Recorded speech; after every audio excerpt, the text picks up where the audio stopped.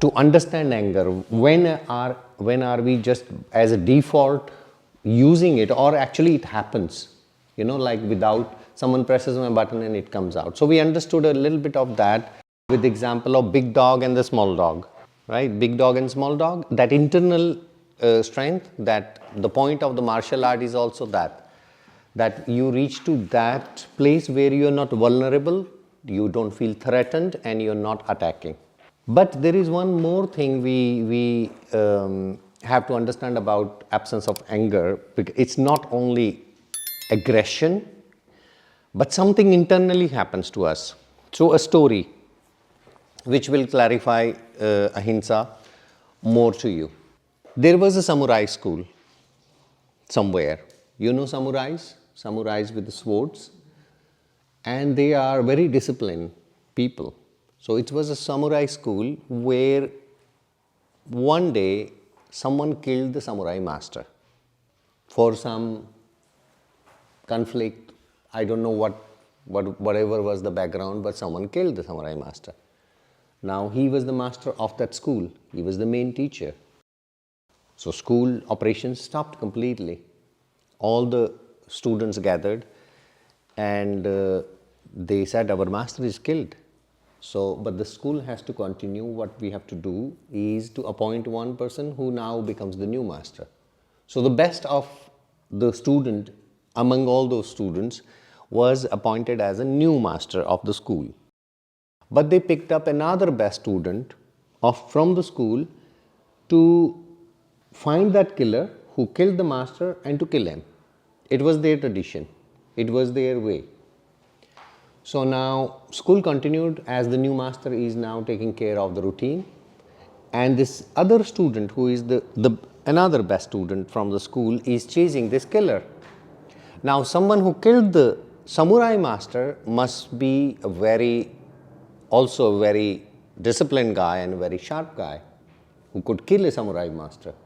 Must be a very nice and amazing warrior for that matter. Now this student is chasing this killer, and killer is so smart that he's changing his location every day. He is not easy to catch. So the moment the student is coming closer, he escapes or he changes his location. It's been a year now that the student is chasing this killer. One day, after a year, the student have success and he find that killer. He put that killer on the floor, take out his sword, put it on almost pointing towards his chest and about to put the sword in the chest of that killer. Now the killer spits on the face of the samurai student. The samurai student take out his sword and put it back in the cover. Now the killer was puzzled. He said, it's been a year. You are following me like a shadow. I didn't sleep. I didn't eat properly. I'm always in this fear that you will catch me. And now since you find me and you are about to kill me, then do it. The samurai student answered. He said, and the killer asked, why did you not do it now? He said, because you spit on my face. I got angry. So he's going to come back. He says, I'm going to come back and kill you. That is my dharma and go back to my practice. But I'm not going to kill you now because I got angry. Otherwise, this guy would have just killed him, job finished, and go back to his discipline and do that. There is no poison he was carrying in his heart. And when you're not carrying that poison, then this violent looking act, also not carrying that anger, absence of anger. Because this is a very, very tiny, minute thing which we really see that what is violent and what is not violent. So we are not going in that discussion to prove that it is violence, because of course putting that sword into the chest of that warrior is violence, right? But here the story is to explain what is in the background is more important. Intention is more important, number one. Like I can slap someone to save someone's life. Someone is so cranky and out of the mind that I want to jump off this building because the whole world is bothering me. And probably I have to slap someone to stop, right? So you understand what I mean? So here this is to save someone, it can be with the deep compassion, with the deep care. So it's not what is visible is defines that. It is that poison which we have here sometimes. We are not even taking any step or harming anyone or doing any visible action towards it. But this poison. So here in this case, he's not going to kill because now the killer spit on his face and now became angry. He had this poison, like how can you do that? Otherwise, finish. Have you seen these martial art movies when, I don't know if you have heard the name of Bruce Lee? So Bruce Lee has mostly in those movies, he has this Western guy as a bad man, mostly, and a big guy. And Bruce Lee is, and this bad man is very like this face is like this. And Bruce Lee is, right? Emotionless. Look at Jackie Chan if you observe. The moment you're angry, you're going to lose the war. So Gurdjieff's thing to remind, act next day. Now, how to not have that poison? Just become aware that, I have this poison. That is not to carry for yourself. So in a yamas, sometimes there is this internal reaction also we are become aware and changing. So this is about ahimsa, absence of anger. How do you fight injustice without anger? Look, anger, if you want to really win that war of injustice, so you have acknowledged it, that there is injustice. And you calm down that I need to do something. You calm down, you settle. Just view what I'm viewing here, that you settle like, okay, this is the situation and I need to handle it. In order to really be effective in any war, whether it's a war of injustice or war of any sort, that clarity, that calmness, that poison has to go. Now it's a matter of achieving something, an objective to be achieved. Let's say it can be war.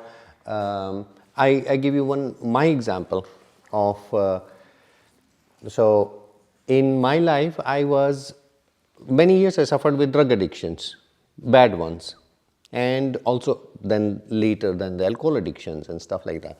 But the drug addiction was not that I was experimenting with the drugs. It was a kind of, it's a very common mentality where you are finding new people to make them addict, right? So now I was the one who has low self-esteem and can't say no, and I am the one who people feel like, okay, try it, or the peer pressure or strategy can be. So then I was in the drugs thing. Now once I'm out after so many years and I look back, in the beginning when I started to be permanently sober, absolutely, then I started to feel so much of resentment and anger about all these things. So those people who I knew are doing it, I will have those thoughts to do something. I'll go to their home and I will punch them. I will do this and that kind of thing. Am I really doing that? No, I was not. If I would do that, will I yield anything constructive out of that action? So I'm fighting about the injustice here. So what later on when I'm calming down, I realize that you need to make yourself strong, become constructive, that you're not only fighting against the injustice for one person, but you need to create a bigger impact because of who you are fighting is very strong. It's not one person, it's very, very big for that matter. So this is one example of what kind of cause it can be. So now you're not fighting a war to lose the war. You're fighting a war to create an impact, to now hear the care of those young people who probably are put into all this in all over the world. So how can you be effective with what you have got? So then later on I said, no, I'm not going to waste my energy on this thing. I will see what can I do in this case. So I'm doing my parallel work till today, and it will go on and I will become even more effective with the time. So here this anger is stored and become my medium of my motivation, right? So anger is not gone actually here, but this anger is not now burning me. This anger as a fire is like a fire of the rocket, which gives me the fuel of working towards it without getting corrupted. without stopping it. That's how you transform. That's why I said we don't have to forget things. No, carry it, keep it. But not now, the poison is not there. But anger is there, poison is not there. And it is in that form, it is underneath that form which is a kind of a reminder that, no, remember it. It's the remembrance which makes me even more stronger. Whenever I'm weaker a little bit, sometimes that anger can come out and I feel the heat of that. Then I become a little bit aware, look, no, calm down, keep it there. It's like the Kundalini which we talk about. We will talk about it later what it is. So similar way, love is also energy. Now you're not really seeing the outcome of that as an action somewhere directly, but love also is an underneath seed of that motivation. Similarly, the anger can be the seed of that. Now in this part, I can tell you the way I would say the safety. I gave an example of the animal kingdom in the jungle, how a lioness is protecting the cub. Similarly, in my all sphere, for that matter, whether they are young kids in my people who I know, family and all that kind of thing, each time I spot that this one, I see the very probable danger. So I will sit and talk to those young people. If someone is going in it or has gone in it, then I talk to them. So I spend time in it. So this is where I said, not under my radar this will ever happen. And that feeling, that alertness comes from this uncomfortable anger which is underneath. Did I answer your question? So no, we are not going to forget about injustice, but we are not going to be going in the war without strategy. We will build up, we will have this rootedness in us, and we will be constructive and become effective for that. And that will be the biggest meaning. Very strange thing, whatever has happened to any of us for that matter, which is very strange to say, the lower the dip, the higher the rise. So I use it that way. If someone had that potential that my dip was so bad that I was in that place, you are sitting on that potential of reaching to that top mountain in your life. So use that way. That I need to do something in this line. So this what has happened to my life experience. I'm going to use it in that line because this gives me power in that. I understand this whole chemistry so much no one else probably do. And I am sitting on that place where I have this understanding of the whole thing of the psyche and the background and all those interests. So I'm not going to waste this opportunity where I could do something and I didn't do something, right? So even when I'm talking, like now I am realizing that I have this force there, that it's a reminder. So I'm not going to delete this. But there was things when I will feel that the things are really sometimes shaking me.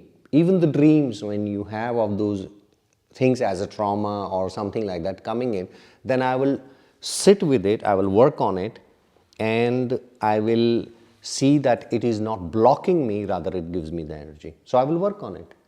And with the Patanjali, not I, Patanjali will teach us how step by step you are using every small tool here and there in order to create that impact. Because we will have lots of other questions also, like as you ask a question, more questions will come. So we will have the picture complete sooner or later, right? So that is Ahimsa. So that's why I'm saying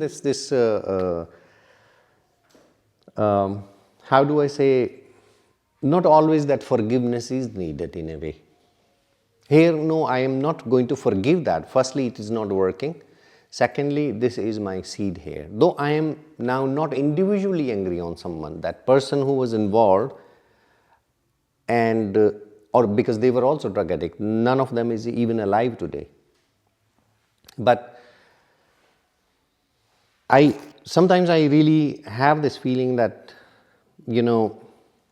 I feel, actually now I start to feel that compassion, but I'm not attempting to forgive them. that they were smart people, they were very potential, they carried potential.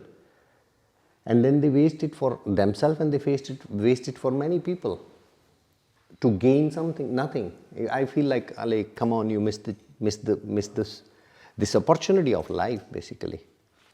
But whether it is a question which triggers, these discussions will trigger in us our different emotions and the memories which we have.